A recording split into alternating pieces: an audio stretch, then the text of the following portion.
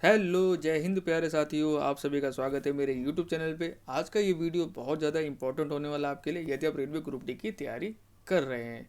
आज हम इस वीडियो में जीके जीएस के टॉप इंपॉर्टेंट सवाल करेंगे जो कि प्रीवियस ईयर पैटर्न पर आधारित हैं और लेटेस्ट पैटर्न पे जो सवाल पूछा रहे हैं उस पर सेट करे हैं मैंने।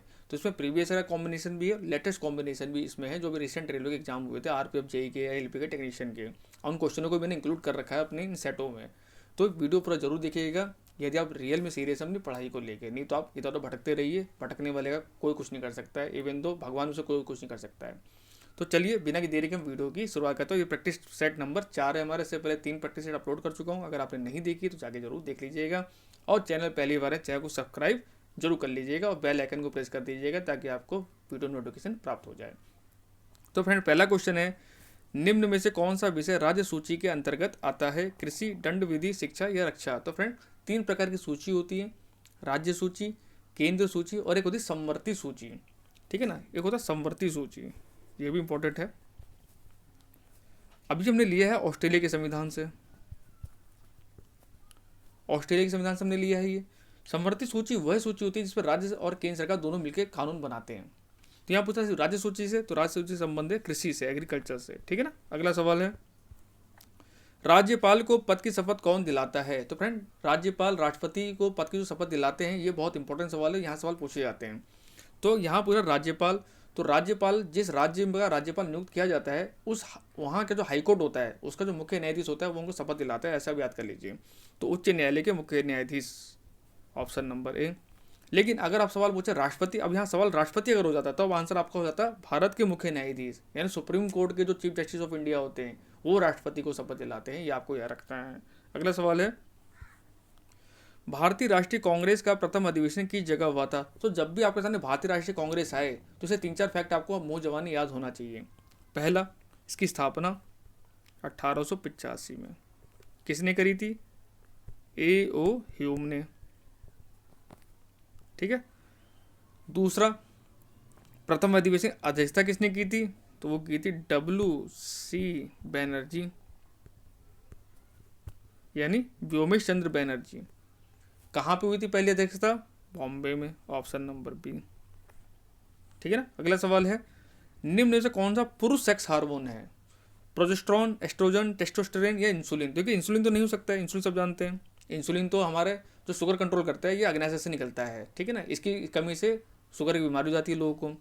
अब बच रहा प्रोजेस्टेरॉन, एस्ट्रोजन और टेस्टोस्टेरोन, ये तीनों ही हार्मोन है और वो भी सेक्स हार्मोन ही है तीनों ये। लेकिन देखो यहाँ पूरा पुरुष, तो पुरुष है हमारा टेस्टोस्टेरोन, ऑप्शन नंबर थर्ड। बाकी प्रोजेस्टेरॉन और एस्ट्रोजन ये क्या है? ये फीमेल सेक्स हार्मोन है हमारे, ये फीमेल के अंदर होते हैं। ठीक है ना। अगला सवाल है, विटामिन B2 का अन्य किस नाम से जाना जाता है? तो फ्रेंड, विटामिन बी कॉम्प्लेक्स जितने विटामिन है, B2, B3, B5, B7, B9, B12, ये आपको याद होने चाहिए। तो B2 का जो रसायन नाम है वो है राइबोफ्लेविन, ऑप्शन नंबर सी। अगला सवाल है, सामान्य फसलों को उगाने के लिए फर्टाइल सोइल का पीएच मान कितना होता है? यानी अगर हमको कोई फसल उगानी है तो उस मिट्टी का पीएच मान कितना होना चाहिए? आदर्श पीएच मान, जिससे हमारी फसल अच्छी होगी, अच्छी पैदावार हो हमारी।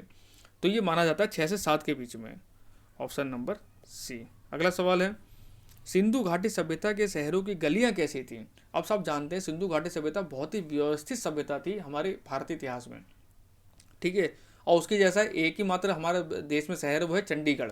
चंडीगढ़ को भी बसाया गया है, पूरा डिजाइन करके बसाया गया है। समझ लो वैसे सिंधु घाटी सभ्यता थी उस जमाने से, ना टेक्नोलॉजी थी ना कुछ थी, तब उन्होंने इतनी अच्छी पूरा सब बना रखा था अपना।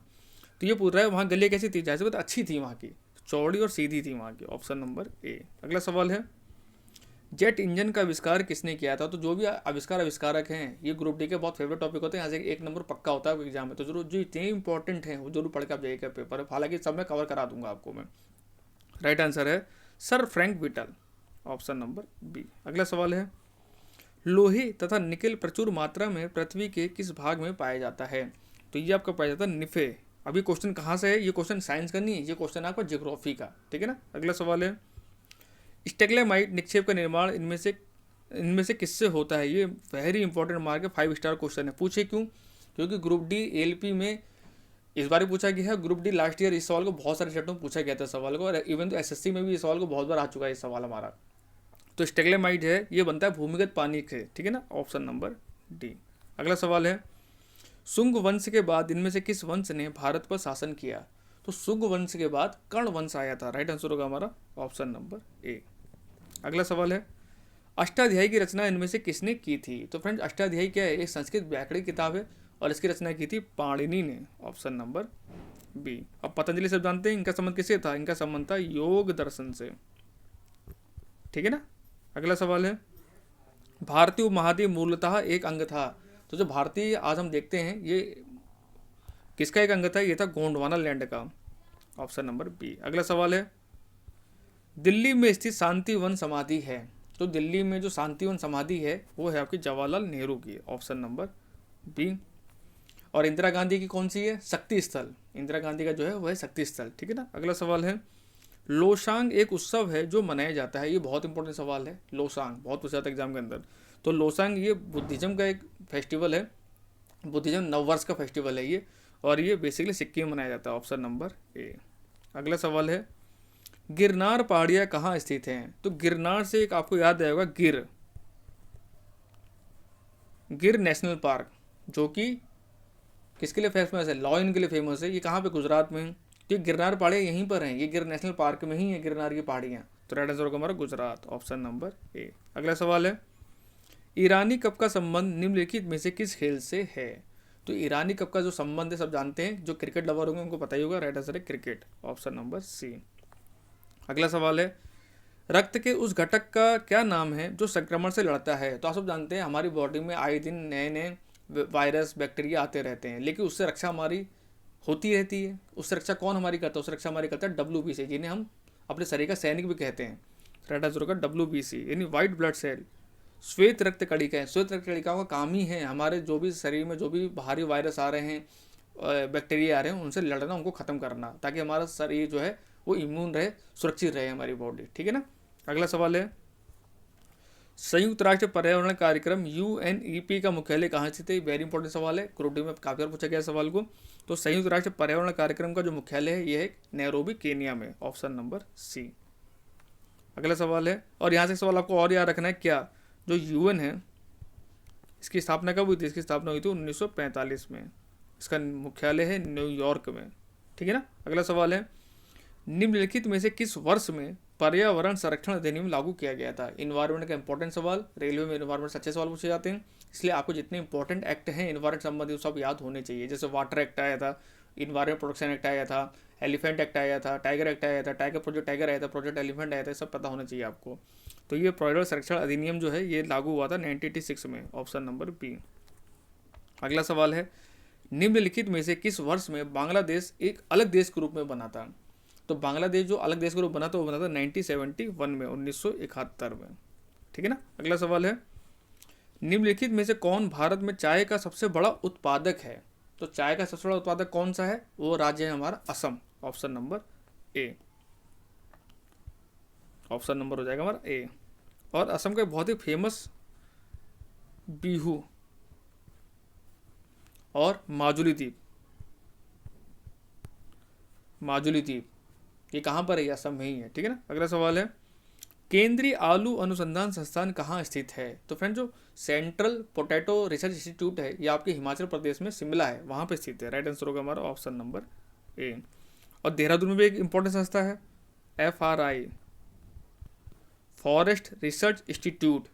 ठीक है ना। ये भी आपके देहरादून में स्थित है। और एक IMA, इंडियन मिलिट्री एकेडमी, ये भी देहरादून में स्थित है, ये आपको याद रखना है। अगला सवाल है, पाक जल संधि किन दो देशों को अलग करती है? बहुत इंपॉर्टेंट सवाल है। पाक जल संधि, पाक स्टेट, पाक जल संधि, कुछ भी पूछा आपसे तो आंसर लगाना है भारत और श्रीलंका। Option number A. आप पाक समझ के पाकिस्तान वाला ऑप्शन नंबर लगा दीजिएगा। ठीक है ना। अगला सवाल है, विंग्स ऑफ फायर पुस्तक के लेखक कौन है? तो विंग्स ऑफ फायर के जो लेखक हैं, जिन्हें मिसाइल मैन भी कहते हैं हमारे देश में, doctor APJ Abdul Kalam. Right answer होगा हमारा ऑप्शन नंबर बी। ठीक है ना। अगला सवाल है,